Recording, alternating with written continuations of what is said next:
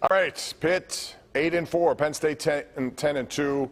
We'll see what happens with Penn State. Potentially could get into the Rose Bowl, maybe. We'll see.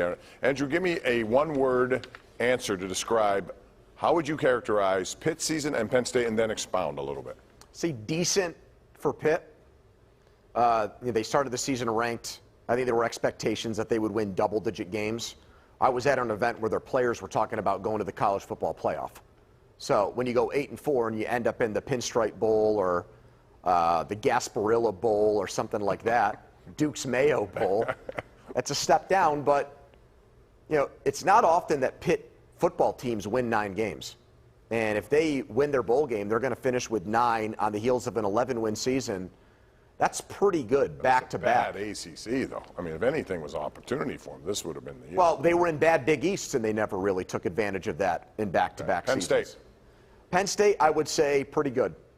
Just because you started the season unranked, and outside of really getting drilled, one really bad quarter against Ohio State and a horrible second half against Michigan.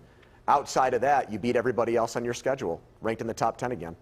Will? I would say for Penn State, I would say sort of on brand. I mean, I think like they've I did too, Mark. They've been good, but I mean the gap between them and like Penn State thinks that they're better than the other 10, however many other teams there are in the conference outside of Ohio State and Michigan. But the gap between Michigan and Penn State and Ohio State and Penn State does not look any smaller than it did last year or the year before that or the year before that or the year before that. For Pitt, as Pony mentioned, I would say solid. Missed opportunities for sure, but look, they beat West Virginia. I looked this up this morning. They've won 8 games or more 11 times since the Big East started in '91. Five of those have come with Pat. 3 in the last 4. When he took that job, they were a joke, right? There was no stability. We can say what they want. I think Keaton had Slovis not a great year, but this is a defensive line factory now. You can say that without question. Mm-hmm. And I think they're going to be 8 is the bottom rung for them going forward. Mark? I'm a little disappointed with Pitt because you said they brought in Slovis. I thought he was going to have more of a Pickett-like effect with this team, and it took him a while to even be average, I would say. So I'm a little disappointed. Plus, the loss is to Georgia Tech, not a good loss. Probably should have beat Tennessee, right?